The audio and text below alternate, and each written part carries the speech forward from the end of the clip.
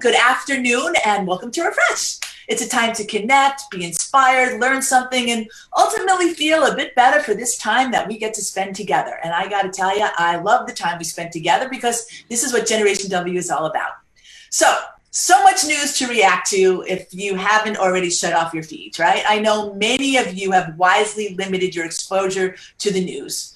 I have to say, it's that constant blaring of those graphics, right? Breaking news, breaking news, breaking news. And it takes its toll. It elevates our blood pressure. It puts you in the state of anxiety. It's fight or flight. And days I want to do both. And I know our happy coach, Deb Levy, is with us today. And I hear her voice often about finding something good, right? So it's when I heard that one of our movie theater chains, I think it was Regal, was closing its theaters, all 536 of them. I think they announced it yesterday. That it gives me struggle to find the good, because aside from the fact that I love the movies, Gay, I don't know if you do, but I love the movies and I love going to the movies. Me too. Even though I have a big screen TV in my house, it makes me think of an entire industry, our beloved artists, our actors, our directors, writers, props people, right? The gaffers, the electricians.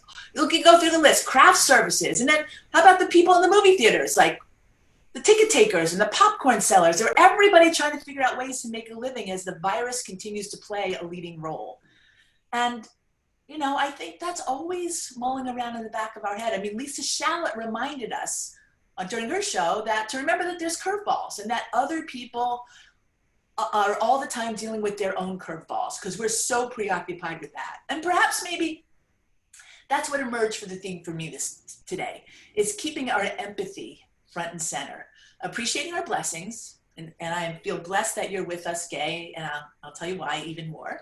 And at the same time, remembering that the virus is continuing to throw curveballs to so many. I mean, all of us. And we need to be sensitive and caring and as helpful as we can.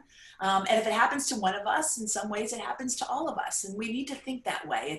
I think it's why I'm here with you and you're here with me and we're all here together, right? And it's why Gay Gaddis is here with us as well.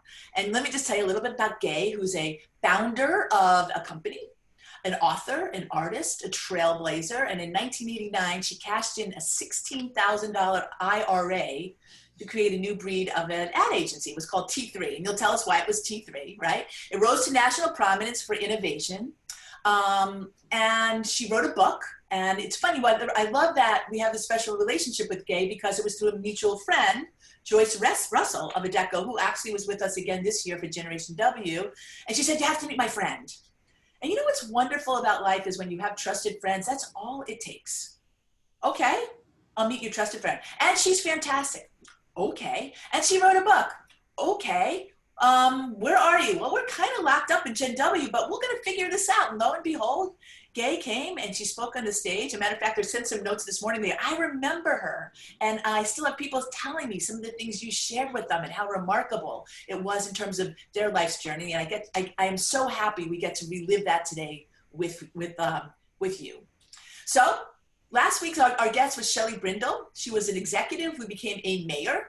I wouldn't say that you're an executive who became an artist. You've probably been an artist the whole time, but she took a new road in her life, which you have as well.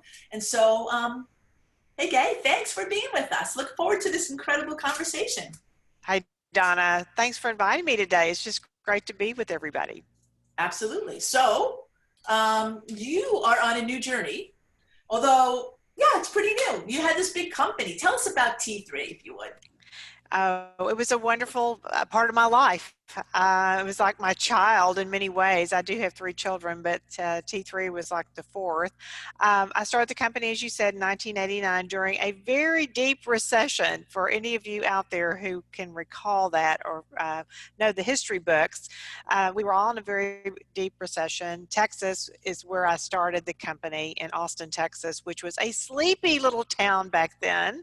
And now it's kind of a happening place, but it sure wasn't in 1989.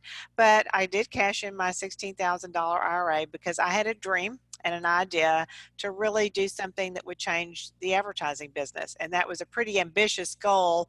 With two employees is all I had. I hired 2 people and I had 3 clients and off we went. But what happened to us was pretty remarkable because even though we were in Austin, we started working very early on with at the time, a small other company called Dell, Dell Computer Ah, Corporation. And because of our relationship with Dell, we were one of the first agencies in the country, even though we were fairly small at the time, to jump with both feet into the internet. isn't that And so funny? we started, yeah, so we started doing all these experiments and new things with email marketing and how you were going to run online ads and all this stuff. And we learned how to do it. We learned how to measure what we were doing, which just jazzed me to pieces, because I always said, you know, like Dell, if you can't measure it, you can't manage it. And we loved the fact that we could measure what we were doing on the internet. So because of that, we gained an expertise that became really pretty irresistible. And as we were growing and starting to do really well with those endeavors, I was able to go and sell to big other companies, because all of a sudden everyone was going, hey, we need to kind of think about maybe moving some of our money from broadcast or print or radio or whatever into this internet thing.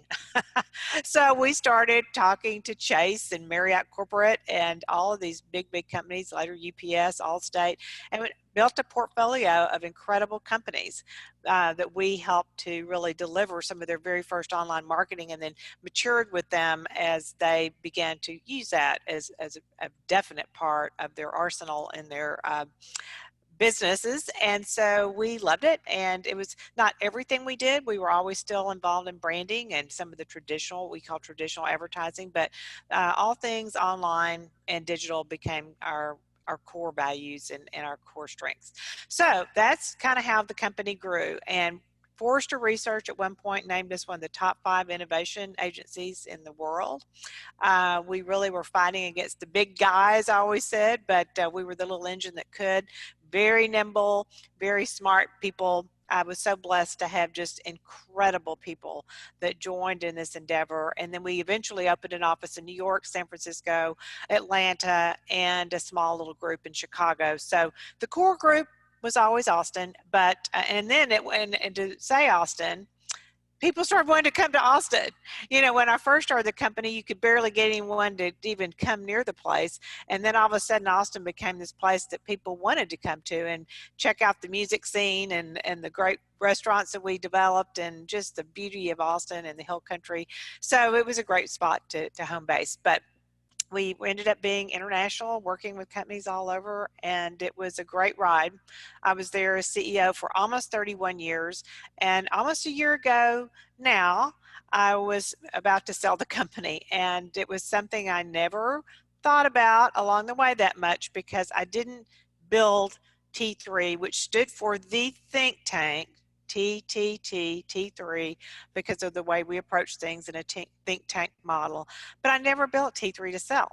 And you think about it as a business person, a lot of companies and entrepreneurs literally start their companies with the intention to sell them.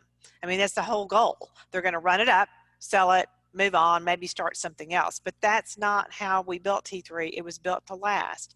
So when we finally did find a wonderful buyer for the company, which was actually an analytics and research firm and not another ad agency, it was a good fit. And the timing was right. And now I look back and think, wow, yeah, the timing really was right. Because Do you think? Donna, had we pushed that decision into the spring, it would not have happened. You know, the whole world turned upside down, as you mentioned earlier. And Yes. so the timing was impeccable. It was good. And so at that moment, though, all of a sudden my whole world changed, and I left T3. I'm still an equity investor in it in a small way.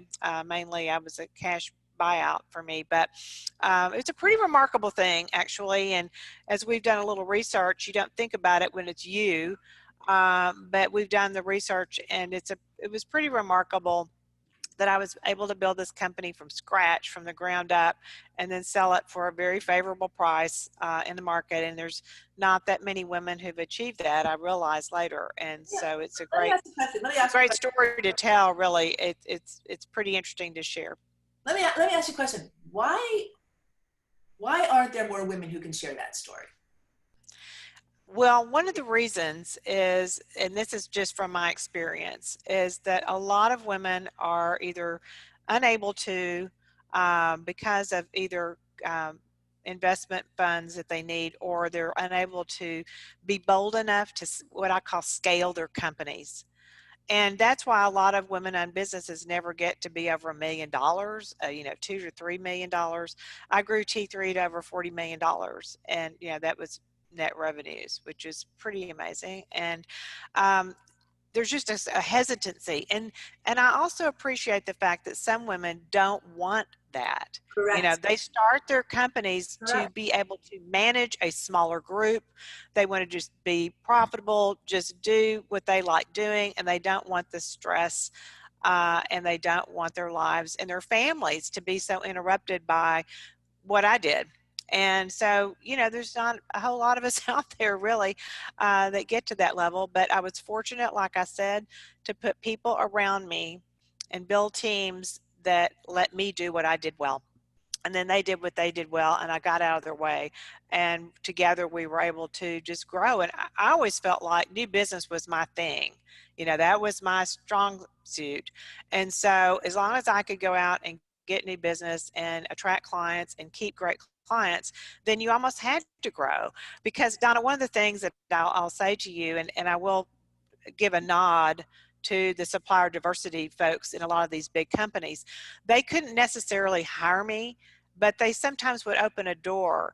And when, let's say, the woman who ran supplier diversity at Allstate called me one day and said, I'd like for you to come to an event and that we're hosting as one of our diverse suppliers. And I said, well, I'm not really one yet. She said, yeah, but I think we can get you at least to meet the right people.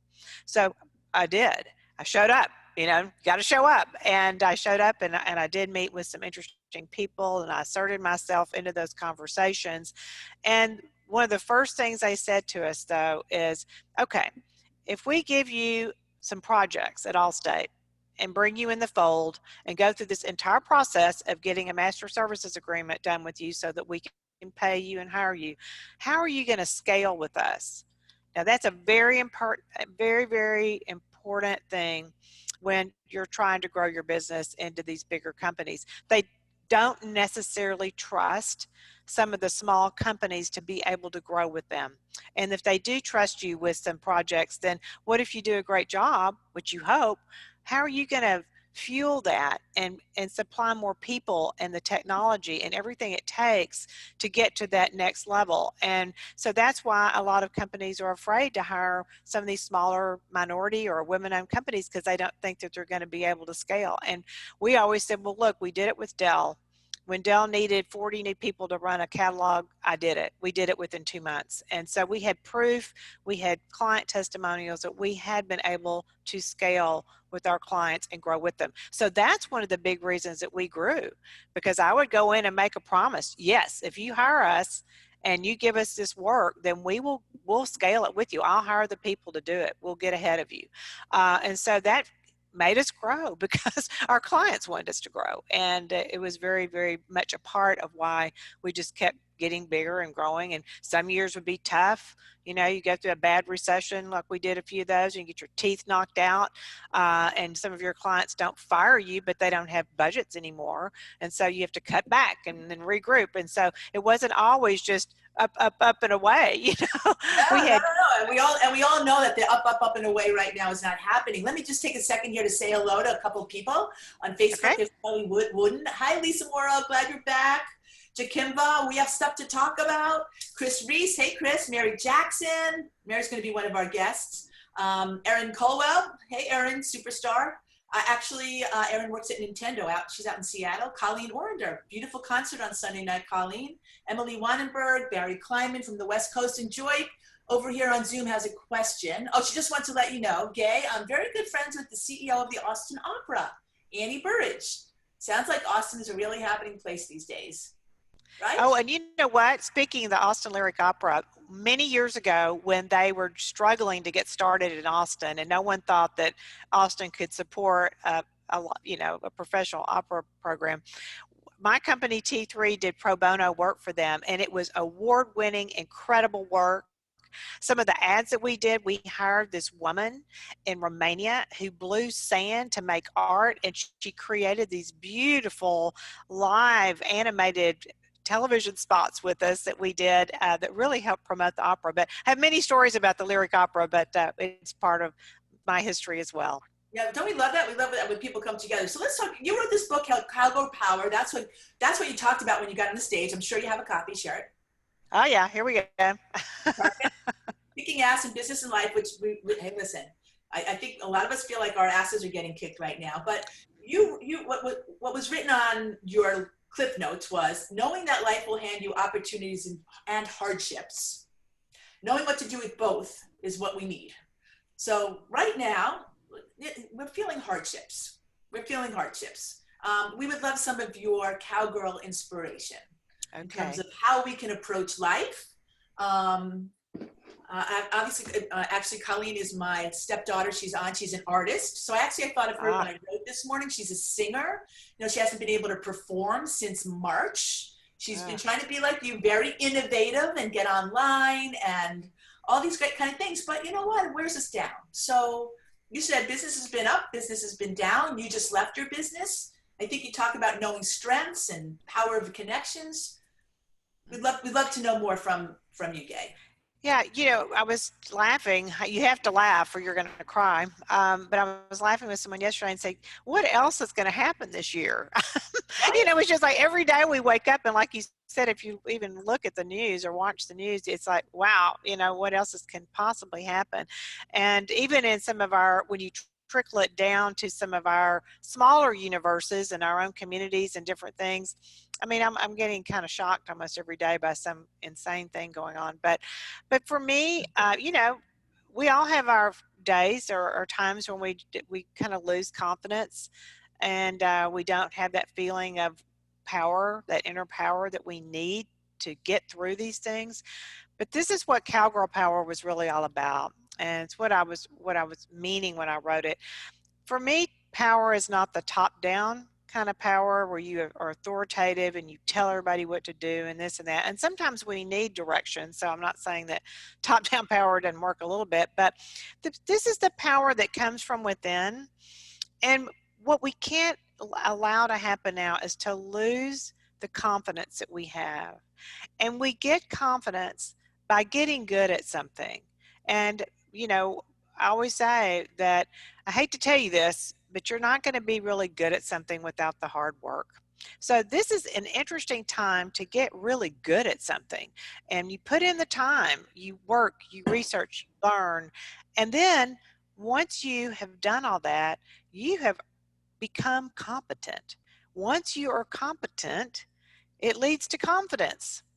And once you're confident, then you can really have a seat at the table. You have authority to say something, and you really have earned that. And so I've looked at this time, it's been a bit odd, you know, and not being out in person with people and all that, to double down and try to learn more. And it's just a good time to do that. So you can learn anything. You can be an expert in anything. Just, you know, check it out, get an online course, think about it, learn about it, read about it. Just do whatever it takes to get competent at something, and that will lead to confidence, which helps you overcome when these bad things get thrown at you. You know, through the years, you get experience with things, and if you're younger and you don't have all the experiences, then you can kind of fast track to that by really talking to other people, listening, reading, and getting involved in something that makes you feel good. One of the things that I've always said, and my parents taught me this, is when you're feeling down and kind of bad and kicked in the teeth or getting your ass kicked, go do something nice for somebody else right then, that day. And whatever it takes, and you know, it really does make you feel better, and you've helped somebody else too. And it all of a sudden takes the focus off yourself and makes you realize that, wow, that family, these people, this situation is in a lot more need than I am. And so if I can just do one nice thing or shed a little light for somebody else, then, you know, it's a good thing. And it really is a powerful tool to shine lights on others and take it off yourself for a few minutes, and then you don't feel so sorry for yourself or so And that's depressed. true. But you also gave us some great advice from the Generation W stage, if you recall, and I thought maybe we can share that as well. Sure. Jerry? So here's one of my most famous pieces of advice, and it's called listen to your gut. The biggest mistakes I have ever made in my life was when I let logic and my head overrule what was in here. Your gut is that unconscious tangling of all the experiences you've had in your entire life, and 99% of the time it is right. So if you do something that your head says that's the logical thing, yes, you want to think logically, of course, but always do that gut check, because that's the time that you're really going to find that you'll be real, you'll be authentic, and that's what people love about you. All right, so we're all now participating in gut checks. And actually, Tara forwarded a question about keeping a positive mindset, even though when we feel like everything is pulling us down. And I think you really addressed that. Like, one of your solutions, I talked about empathy in the beginning, you took that and said, go do something for somebody else for a while, right? Just to reset how you're viewing the world. It is hard. Or as I said, also shut off the news. Yes. Yeah. Well, that doing something for someone else, or also just going through and give yourself a little credit for some things. Sometimes we can be so hard on ourselves, and you really have to go back and just take a little time to say, you know what, I did do a good job with that. I am good at that. This is also an interesting time to really reassess what are your superpowers, or what are those things about you that make you really you and special. And one of the things that I had to start thinking about as I was a bit resetting my life after all these years, being so involved in the company and all of that, and then walking away was like ripping off the biggest band-aid of my life. But I started thinking about, what was I really always good at? What did I love doing as a child? What have I always kind of excelled at? And just pat yourself on the back and go with it. So for me to be able, here I am with my art, I was drawing and doing little art projects when I was 3 years old. And I loved it all my life. I did. But when I was running the company, I didn't have time to really devote to being an artist. I have an art degree from the University of Texas. I majored in fine art, but I had to put it aside. And sometimes we have to do that in life. Sometimes we don't get to put on the front those things that we always want to do because you have priorities. And, I was doing a good job helping other creative people and my business have a job. And one of the biggest delights for me and the happiest things of my life is that I was able to give so many people a job through the years because of the perseverance I had and able to run the company profitably. I was able to give other people a livelihood and their families, and that was very rewarding to me through the years. Yeah, we actually, you shared with us this whole concept of knowing your strengths, and we can take a look at, I think the first one you started was knowing what you do effortlessly. I love that. I think everybody who's on today, think about what you do effortlessly. I don't think we ask that question nor take the time to answer it. And I also think no matter where you are in your life, I think we're surprised when we do answer it. Yeah, exactly. And, it's something that never grows old. I was in a meeting with some women who are about my age, and a lot of us are resetting again as our careers are taking turns and twists. And it is never too late to start over and think about these things, because it will help you, especially right now, if you need to pivot or do something new or reset your career or your life in any way. You go back to these basics, and it is being authentic. Like I said, test your gut out. What does your gut say about you? And rediscover what your strengths are. I'm a big believer in going back and maybe doing a Strengths Finder or Myers-Briggs or a DISC or one of those assessments, so that it's right there in front of you. And it certainly isn't as specific about you, but it's going to give you the big buckets of who you are. And go back to that and say, you know what? I am really, really good at the details, and maybe I need to make sure that those are the kinds of situations I'm in, and that's when I'm going to be happiest, when I'm doing that. Or for me, I'm a big extrovert, and if I'm not out doing things in some way or connecting with people, it makes me sad, and I'm not doing what I'm good at. So we all need to go back and think about that. And then when I talk about surrounding yourself with diversity of thought, that is a very important thing, because it's very easy to surround yourself with people who are a lot like you. And I mean the way their personalities are, because it's easy to be with someone like you. It's not as easy to be with someone who maybe comes with a different point of view, or they're coming from a different strength set. And that's kind of hard to say, but strength set. And that's one of the ways that I really feel like I was able to build a successful company, and I still do it today in the organizations and in my own new company, Gay Gaddis LLC, is I put diversity of thought around me. So that way we can be more innovative. If everybody's thinking the same way, you're not going to get to those new great things and new great ideas and come up with the solutions that you need to solve the big problems or the big opportunities. So that's a big, big thing. Really think about surrounding yourself with diversity of thought.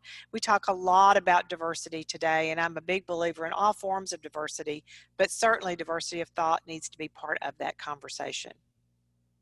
Without a doubt. How do you make that happen? Because today when people say diversity of thought, there is a pull towards that for sure, and then there is a pull back for sure, in light of the fact that we're having so much difficulty broaching some of the diversity of thought issues that are on the table. Well, there's really two different kinds of diversity of thought. I mean, we certainly come from different points of view because of our backgrounds, our education, because of our parents, because of, whatever situations life has put us in. And so that's going to, affect, or maybe where you're from or your geography or many, many, many things. Your ethnic backgrounds will shape that diversity of the way you think about things. But my also definition of that is the diversity of the way you think because of the way you're wired up. Right. And that's where it goes back to some of the strengths finders, Myers-Briggs, some of those things where you're really understanding that you're going to think about something a little differently than someone who's wired up differently than you. And you're going to approach it differently. You're going to receive information differently. And so if we can really look at that, and I always did with my teams, I wanted to make sure we had people you don't want everyone with the same personality type sitting on a team, because they're just not going to understand some of the nuances of even how they present the work. You can think about all the client presentations we did through the years with our creative teams and all of that, and we would really think about it in practice. Guess what? These clients don't think about things the way you do. So when you walk in with your great idea, make sure you give them choices and, at least 3 ideas, and explain how you got there. Because to assume that someone in the room is going to understand how you arrived at a certain point of view or a creative piece or whatever it is, they may not, and you've got to bring them along, or else you can alienate someone right off the bat and then you lost. So it's really important to understand that people are going to absorb information and think about things differently, but that's good because they'll see it in a different light and sometimes improve what you're doing just because they provide that different lens on it. Right. So this is a great follow-up that just came, a question that came through, which says, how do you accept that you think differently than others? By the way, I've been told that I think differently than others, but yet work together for a common goal, right? Well, that's where the vision thing is really important.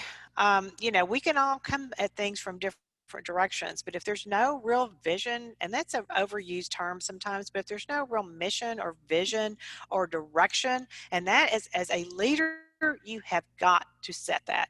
That's the one thing that you cannot delegate.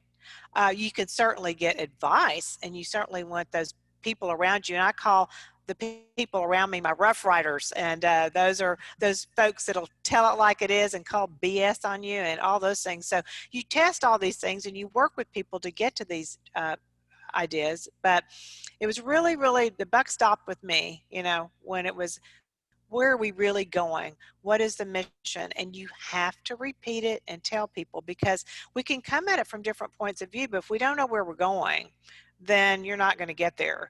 And so it was always important as a leader to set the mission, and it doesn't have to be some big audacious thing.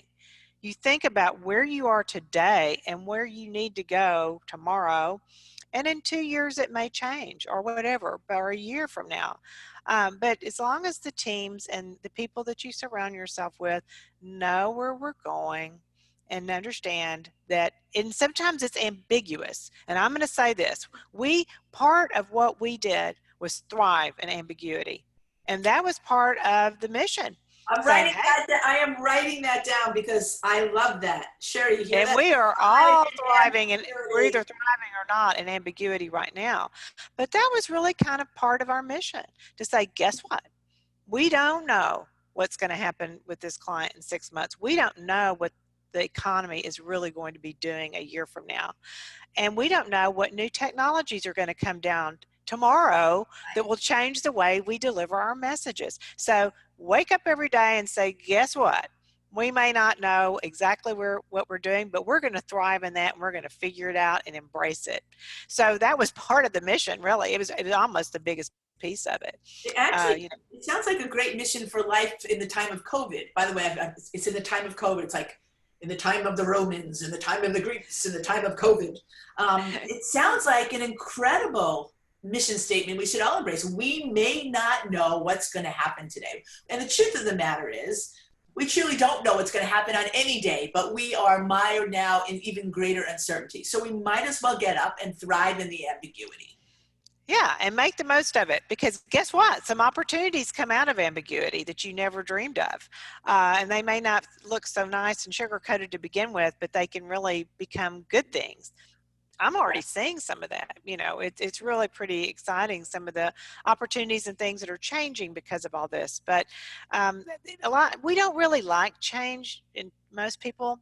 And so just to go ahead and put it out there, and like I said, and thrive in ambiguity and embrace it, then all of a sudden it gives the team and everyone around you that permission to go, all right, it is chaotic, it is wild, but we're going to get through it, and then you celebrate when you thrive and you make it and you accomplish something.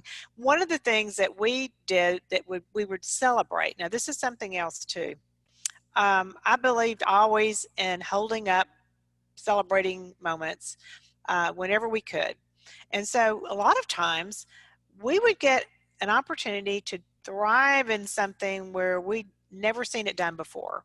We did so many things and brought so many things to market, and I still try to do this, that have never been done before. And then when we do that, and it actually worked and we made it work, we would hold this up in front of the entire team. And we still do, when we have a victory, you hold it up, and that everybody understands, hey, that's what it is to win. That's what it is to celebrate something. And we appreciate those people because they did it.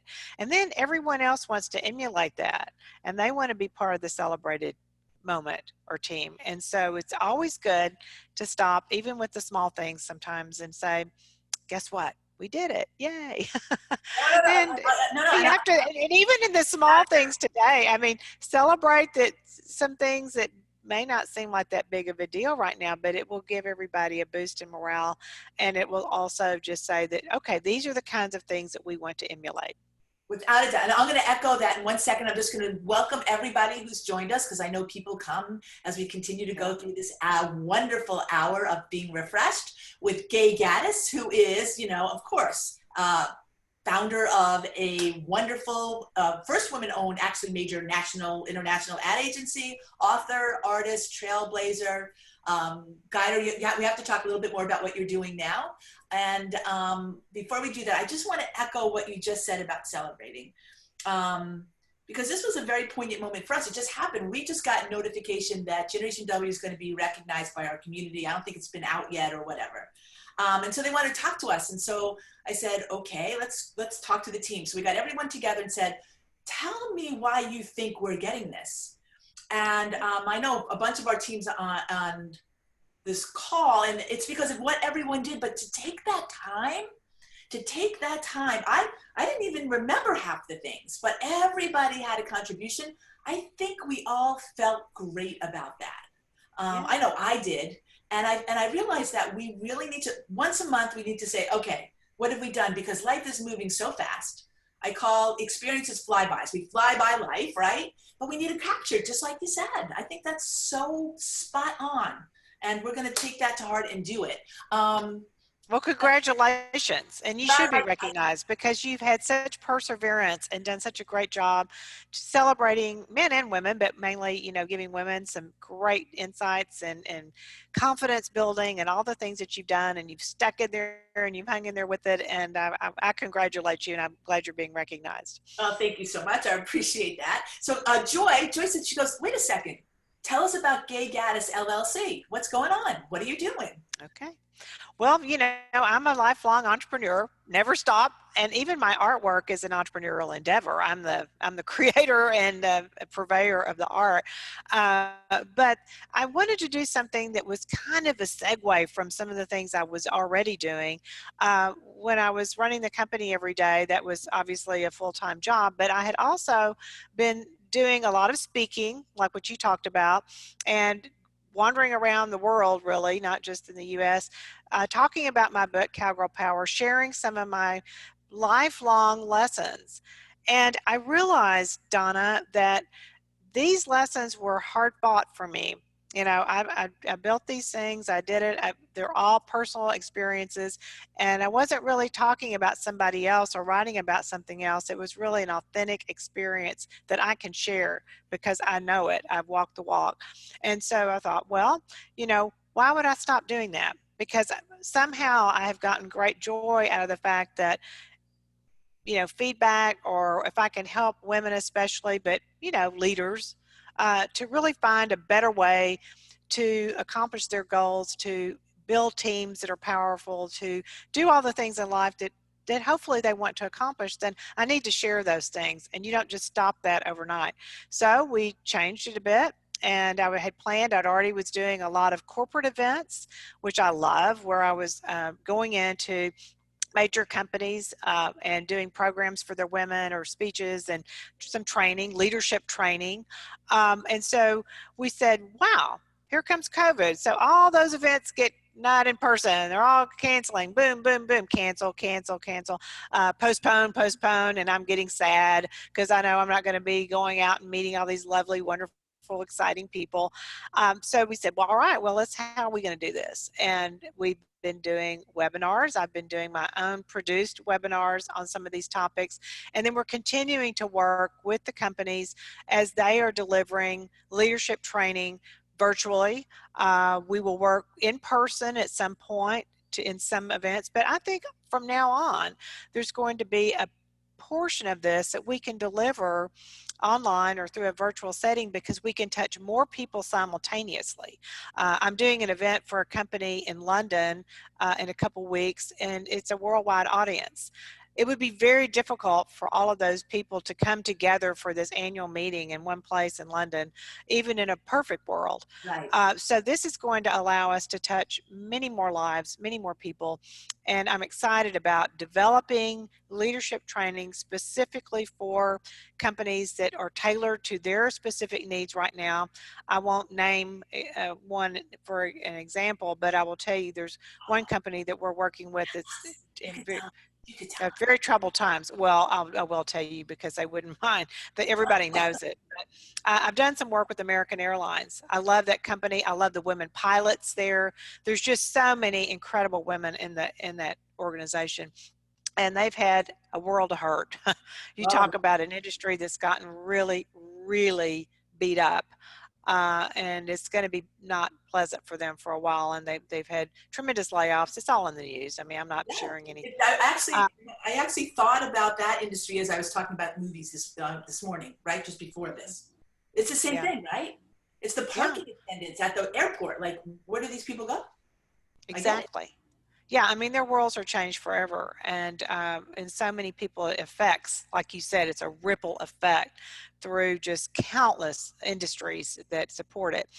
You just think of all the catering, you know, that goes into into the first class flights. Well, that's gone, you know, they're not feeding anybody on the planes. It's really the whole thing, and you just keep thinking about it. But hopefully we're going to be able to do something to help boost them and through this difficult time. And they are really dealing with difficulties. I mean, a lot of us are, but that's right in their face. So that organization, that company, wonderful corporation, and I'm a big time frequent flyer there. I mean, I'm an executive platinum. I've flown a lot of miles on American, almost 4 million. So that kind of thing. But then other companies are doing well right now, honestly, and that's pretty exciting too. You know, the Amazons of the world are doing pretty darn good right now in some ways. I mean, they have areas that are having to refocus and rework, but it's interesting to see some of the companies that are doing well. And this is a time, you know, I love the idea of taking, especially women who have had a few years of experience and they're in there, but they need to make that next leap up. How are they going to get that next promotion? How are they going to manage that next team? And they're ready for it. They just need that last boost of confidence, advice, and leadership skills. I mean, there are some true skills. It's not just rah motivational stuff. There are some real life lessons and skills that I try to teach and talk to people about that will help them when they get into situations that they have to make difficult decisions, or they're trying to manage a difficult team or situation, or they're in good times, and how do you build on that? So so my training is real world. It comes straight from the heart. It comes straight from real life experience, and I'm trying to give both, you know, a boost, but at the same time real life advice that they can use. To that point, Deb Levy, who is a positive psychologist coach, right? She says Gay is a positive psychologist, noting the 3 good things that happen every day, big and small, helps your mood and well-being every day. So she's just reinforcing what you're saying. And then from another source, any tools to help colleagues understand each other's point of view and communication style that you recommend? Well, I'm going to go back to Myers-Briggs. I'm sorry to keep harping on that, but it's something I used, and I'm going to share this with everyone. I was fired from my first job, and I was very, very devastated by that. You can imagine. I was very successful in college and high school, and then off I went, which I thought was a great job for me. It was a very good company, and I just didn't, it didn't jive. It didn't work. So then I went on quickly and got another job. That went well. And then in my third job, I was exposed to some of the assessments that I'm talking about. I was working with 4 men who'd gotten their MBAs at Harvard. I lived in Atlanta, and we were doing management and mainly management consulting work with Fortune 100, 200 companies. And one of the big things they did was they would go into teams and do exactly what I was talking about, where they would give an assessment, and we would discover sometimes that there were too many people on a team that were exactly alike. They would score exactly the same on these assessments. And our recommendation and what we would do was be to move people around and bust that up so that you would bring in people with different thinking. Because when you do, that's when you start to really, again, innovate. So when I had these situations and I had my opportunity with my own company and I could do what I wanted, we used that. And when I had conflicts or I had people who didn't see eye to eye or didn't want to listen to somebody, we would go straight there. And it was really a great way to start, because it wasn't like, well, Jay, you don't see eye to eye with Chris because, you know, you all are just coming at it from a different thing and you didn't get the same training or whatever. You start with, you know what, you're an introvert. You don't absorb your information the way Chris does. And he's coming at it from this way. Let's talk about these differences in your personality that are probably the first roadblocks to your ability to understand one another. And maybe you need to give Jay a little more time to absorb that information, because that's how introverts think, that's how they work, and don't expect an immediate answer back, and that kind of thing. So I would always start with that, and our HR teams, all of that, were trained in it, and they would go there right off the bat, like I said, when we had a conflict to resolve. And many times then that would lead to the conversation about the specific issue.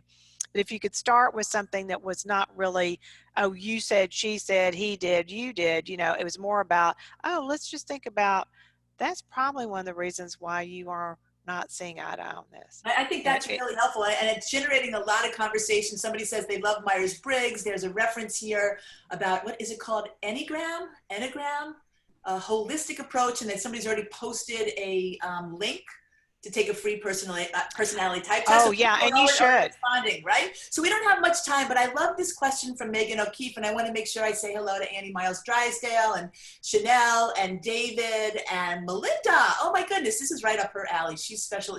Her whole life has been working in these spaces. But Megan O'Keefe, I love her question. As just someone just starting my career, I'm wondering how you'd recommend demonstrating leadership in an entry-level role. Oh, that's so great. Well, and I'm going to go back and real quick, I'll give one little plug on a commercial. I'm doing a webinar in a few weeks on knowing your type and really digging down. I have a way of describing Myers-Briggs that's much more real world. It's not just theoretical psychology stuff. And so it's good if anyone wants to go to my website, gaygaddis.com, and sign up for that. I'd love to have you join. Let's say that again, gaygaddis.com, and somebody please put that in the feed as well, please. Okay. Yeah, but as an entry-level person, if you know your strengths right from the beginning and you really know who you are, then I want to make sure that you find situations and ask for situations that you can put yourself in, volunteer for situations or opportunities that you can put yourself in that plays up on those strengths. And if you know you're really good at something, go right to an opportunity or a situation in that organization or that company and put yourself right in the middle of it, roll up your sleeves, solve that, and people will recognize that. And they'll see that, wow, she's really good at that. And we need to give her more opportunities or more things. So, but it really comes down to, understanding where you're going to shine and then find those places as much as you can in the opportunity or in that company where you can exhibit those great strengths that you have. And you will then rise into some more leadership opportunities and then take them when they come. I mean, because, you need to go ahead and grab it. I just say grab the brass ring when it comes around. And if someone wants to give you more responsibility or promote you or pat you on the back, take it and go and run with it, because it will build the confidence for that next opportunity.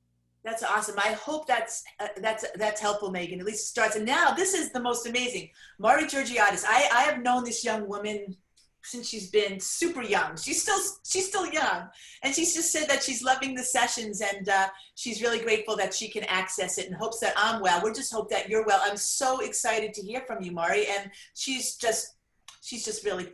kicking ass. Let me just say that. Great. Yeah, she's doing great. Let me just see if there. Oh, I do want to mention, if I can, Stephanie Baker. Boy, she's very reliable here. She's hosted live leadership webinars by Gay. Go to www.gaygaddis.com/webinars. All right. Right? So we're there to support you. Gay, in closing, you talked about being an extrovert. You also talked to us about being mindful of introverts and different styles. But I know that you love to be out there and you are very much into the power of connections. Why don't you leave us with some of your thinking about the positivity and the power of connecting? Well, Donna, you're a master at this, but it is absolutely the most rewarding thing in my life now. I do not forget people very often. I try to meet people wherever I am, and even virtually now, meeting people, trying to be connected, because that is how we achieve our goals. And when you think about it and all the things that you'd like to accomplish, it literally comes down most of the time to the people that you know, the people who can help you or you can help them. And in my book, I call it buckets of goodwill. And a lot of times I'll do something for someone and I have no expectation that anything ever is going to come back. And then lo and behold, 5 years from now, 10 years, whatever, that opportunity will come back where somehow it did come back to me. And by connecting with people, helping people, and as we get a little bit more mature in our careers, it's such a delight to help younger people coming along and what are they doing, and giving them that bit of a connection. So for example, I was able to connect a young woman to someone that I knew because of something. She's ended up with an internship. She would have never gotten that in a million years had she not had the courage, though, to reach out to me and ask me for help. Right. So ask people for help. they want to help you. And meeting people is a joy in life. And I try to keep up with as many of them as I can, because it's just great to say, yeah, I do know an architect who works in Chicago, and I bet anything that they could help with that project, or they would have insight about something. It's just all people, all walks of life, all kinds of folks. And knowing those people really do help put all the puzzle pieces together in our life. And our life is a big puzzle, and we need the puzzle pieces to come together with other people.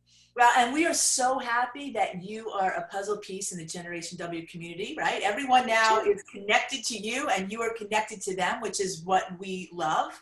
It gives me such joy. I can't tell you, and I have told you before. So I'll be going someplace and somebody would have seen you on the Gen W stage. And remember that woman, the woman with the cowgirl, whatever, she told me this, it changed my life. And I'm like, wow. And of course I have made a commitment, I need to be better, is to make sure I tell you so you know. But just seeing all the comments that come in here is just wonderful. So thank you, Gay, for being part of Generation W and our big puzzle that we're trying to put together and keep all our pieces attached every single day. It is the beauty that we strive for every day. I wrote down 3 things actually from you today, and people might have others, and feel free to post them.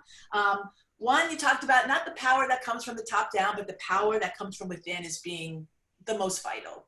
And I think we have to remember that every day, especially now, and building those muscles, right? Getting strong with that. 2, I love this one, as you know, we may not know what's happening every day, but we can learn how to thrive in ambiguity.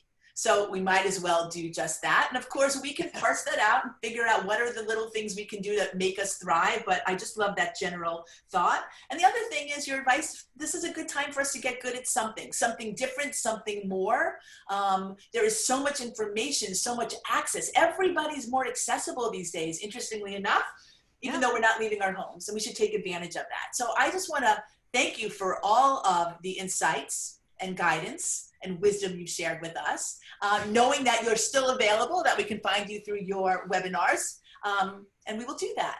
I want to thank everybody today. Empathy is the word.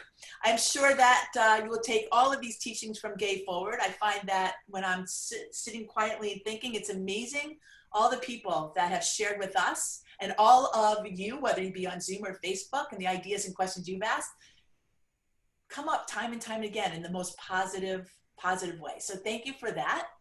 Next week, we had to do this. We got to talk about education. That's right. We got to talk about empathy, our families, our teachers, our students, our administrators. So much has been spoken about the pandemic and the success of our students and their health, our families, our communities, all of it. We have 2 amazing experts, Rachel Tutwiler-Fortune, who is the president of the Jacksonville Public Education Fund. I know Rachel personally. She is an astounding leader, and her grasp, knowledge, and empathy of what it takes to make great education and make kids successful is wonderful. She's bringing along Monica Kinchelli. She's a national expert on education, well-being, and conditions for learning. And isn't that part of the conversation today? How much are my kids falling back if they're only going to online school? How is it working in an environment that it feels threatened or perhaps unsafe, or where our teachers aren't feeling comfortable? All of those things, we want to do the best we can. We want to support the best we can. And so I am thrilled that both Rachel and Monica will be with us next week, and I am sure that all of you will. This point in time, it's always a joy to thank our team at Gen W, Sherry, our producer. Oh my goodness, Sherry, Stacy, Jamie, Kasha, Christina, Tara, Mariah, and Ruth. And to all of you who are joining us, Annie and Amy and Stacy and Linda and Joy and Chris and David. And there's just so many, and I can't do them all, but just know that is this collective. Hey, I'm so thrilled that our Miss Georgiana's joined us today. So thank you for that. We'll see you again next week. Same time, same bat channel. We're going to talk about education. Okay? All right. Thank you. Thank you. And Sherry, was I supposed to say something else? Oh, yes. One more thing. If you have a young girl in your life, a teen girl in your life, and you want to give her the opportunity to spend good quality time, a safe space where she can share and grow and build confidence, please get in touch with us, info@genw.com. Ruth and Mariah have already launched our first Gen Wow Club virtually. And there we go. Register now. These girls, I can't get enough of them. They're wonderful. They remind us how important supporting our future is. And I think Gay talked about supporting the next generation, providing them leadership skills and providing them the power of connection. So do some young girl a really great service. Gay, thank you. Thanks to your team. Thank you, Donna. And you know what? Remember, no one can take away from you that power that comes from within. It's yours always. I think we should leave on the powerfulness of that. Take care, everybody. Appreciate it.